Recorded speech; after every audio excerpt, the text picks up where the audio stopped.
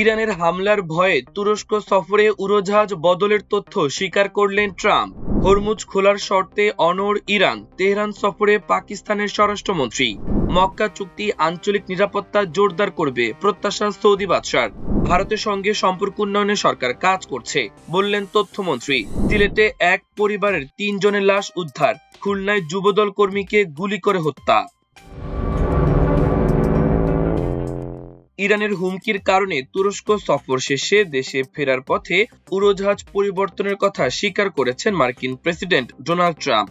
গত ৮ জুলাই তুরস্কে ন্যাটো সম্মেলন শেষে আঙ্কারার আন্তর্জাতিক বিমানবন্দর থেকে যুক্তরাষ্ট্রে ফেরার সময় প্রথমে প্রেসিডেন্টের সরকারি বিমান এয়ারফোর্স ওয়ানে উঠেছিলেন তিনি। তবে কিছুক্ষণ পর নিরাপত্তারক্ষীদের প্রহরায় বিমানটি থেকে নেমে অন্য একটি উড়োজাহাজে করে যুক্তরাষ্ট্রে ফেরেন ট্রাম্প।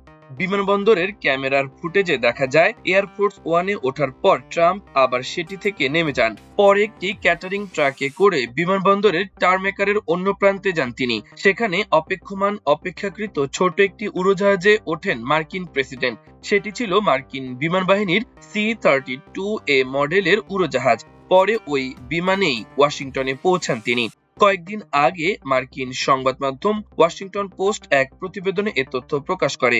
মঙ্গলবার ওভাল অফিসে সাংবাদিকদের কাছে ওই প্রতিবেদনের সত্যতা নিশ্চিত করেন ট্রাম্প। উড়োজাহাজ পরিবর্তনের কারণ জানতে চাইলে ট্রাম্প বলেন, বিষয়টি পুরোপুরি সিক্রেট সার্ভিসের সিদ্ধান্ত।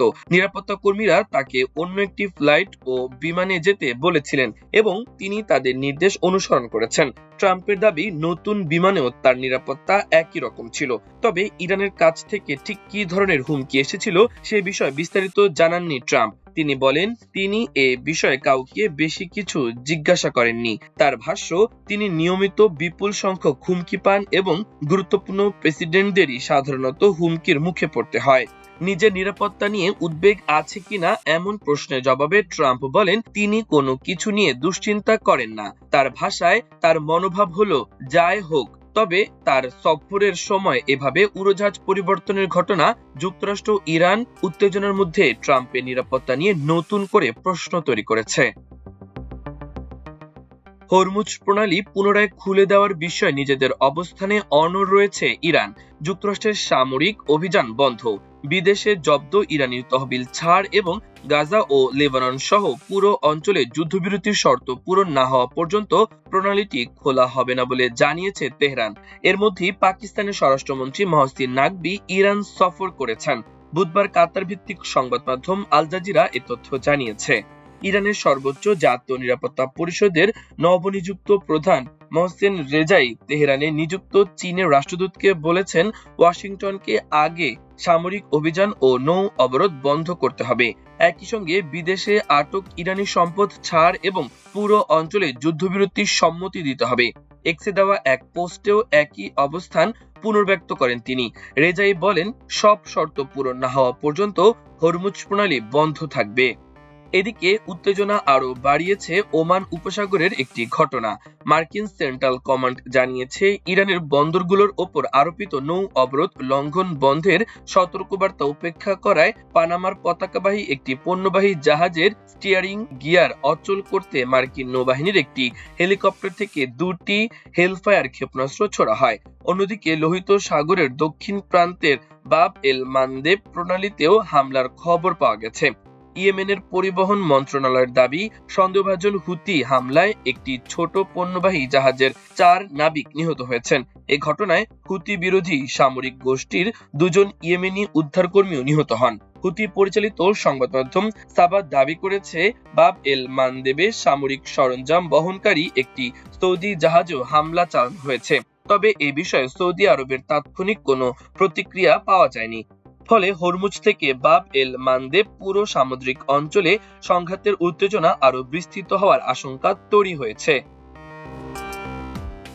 তুরস্ক ও পাকিস্তানের সঙ্গে সৌদি আরবের মক্কা চুক্তিকে দীর্ঘমেয়াদী প্রতিরক্ষা অংশীদারত্ব হিসেবে অভিহিত করেছেন সৌদি বাদশাহ সালমান বিন আব্দুল আজিজ আল সৌদ। তার মতে, এই চুক্তির মাধ্যমে 3 দেশের সহযোগিতা আরো বাড়বে এবং আঞ্চলিক চ্যালেঞ্জ মোকাবেলা, নিরাপত্তা ও স্থিতিশীলতা বজায় রাখার প্রচেষ্টা জোরদার হবে।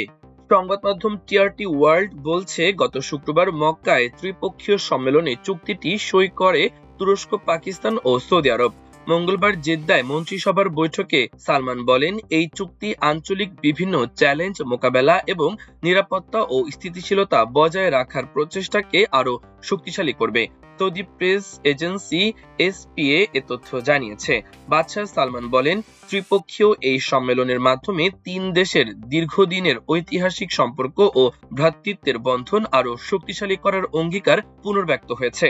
পাশাপাশি সম্মেলনে তিন দেশের অভিন্ন কৌশলগত স্বার্থ এগিয়ে নেওয়ার ওপরও গুরুত্ব দেওয়া হয়েছে। এর আগে গত শুক্রবার মক্কায় অনুষ্ঠিত ত্রিপক্ষীয় সম্মেলনে তুরস্ক, সৌদি আরব ও পাকিস্তান এই প্রতিরক্ষা চুক্তিতে সই করে। চুক্তির আওতায় তিন দেশ যৌথ নিরাপত্তা জোরদার, প্রতিরক্ষা সহযোগিতা আরও গভীর করা এবং অঞ্চল ও এর বাইরের শান্তি ও স্থিতিশীলতা প্রতিষ্ঠায় কাজ করার অঙ্গীকার করেছে। মূলত মক্কা প্রতিরক্ষা চুক্তিটি 1 বছর আগে সৌদি আরব ও পাকিস্তানের মধ্যে হওয়া একটি চুক্তির ওপর ভিত্তি করে তৈরি হয়েছে। আঞ্চলিক কর্মকর্তারা জানিয়েছেন, ভবিষ্যতে আরও দেশ এই চুক্তির অংশ হতে পারে।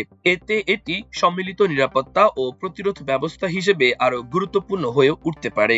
চুক্তির মূল বিষয় হলো তুরস্ক, সৌদি আরব ও পাকিস্তানের এই তিন দেশের যে কোনো একটির ওপর হামলা হলে সেটিকে তিন দেশের ওপর হামলা হিসেবে বিবেচনা করা হবে। বিষয়টি অনেকটা যুক্তরাষ্ট্রের নেতৃত্বাধীন সামরিক জোট ন্যাটোর পারস্পরিক প্রতিরক্ষা ব্যবস্থার মতো।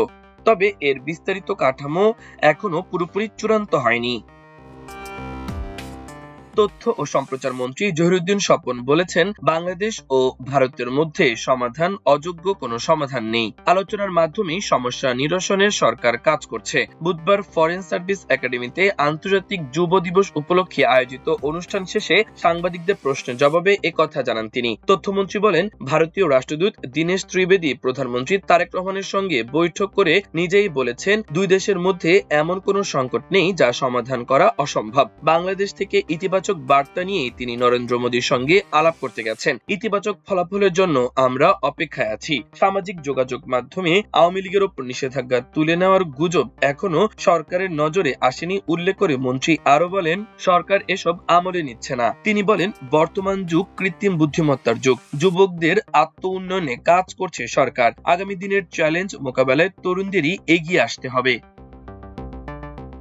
সিলেট মহানগরের রায়নগর আবাসিক এলাকার একটি বাসা থেকে বাবা, মা ও মেয়ের লাশ উদ্ধার করেছে পুলিশ। বুধবার সকালে রায়নগরের মিতালি 111 নম্বর বাসা থেকে তাদের লাশ উদ্ধার করা হয়। সিলেট মহানগর পুলিশের মিডিয়া অফিসার ও অতিরিক্ত উপকমিশনার মঞ্জুরুল আলম বিষয়টি নিশ্চিত করেছেন। তিনি জানান, খবর পেয়ে রায়নগর আবাসিক এলাকায় মিতালি 111 নম্বর বাসার ভেতরে এক পরিবারের বাবা, মা ও মেয়ের লাশ দেখতে পায় পুলিশ। তবে কিভাবে এবং কি কারণে তাদের মৃত্যু হয়েছে তাৎক্ষণিকভাবে তা নিশ্চিত হওয়া যায়নি।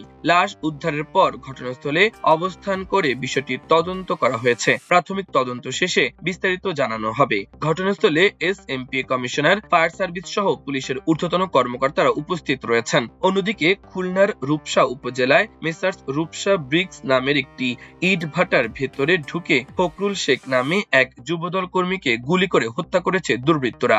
মঙ্গলবার দিবাগত রাত 1টার দিকে উপজেলার নৈহাটি ইউনিয়নের কিসমত খুলনা গ্রামে নিজেদের মালিকানাধীন ইট ভাটায় এই হত্যাকাণ্ডের ঘটনা ঘটে। নিহত ফখরুল শেখ নৈহাটি গ্রামের বাসিন্দা। তিনি রূপসা কলেজের সাবেক ছাত্রনেতা ও বর্তমানে যুব দলের কর্মী হিসেবে যুক্ত ছিলেন। 4 ভাই ও 1 বোনের মধ্যে তিনি সবার ছোট এবং 2 কন্যা সন্তানের জনক। রূপসা থানার officer in-charge OC Abdur Razzak Mir বলেন, পরিবারের পক্ষ থেকে মামলার প্রস্তুতি চলছে। হত্যাকাণ্ডের বিষয়টি তদন্ত করে দেখা হচ্ছে। ঘটনায় জড়িতদের শনাক্ত ও গ্রেপ্তারে পুলিশ কাজ করছে।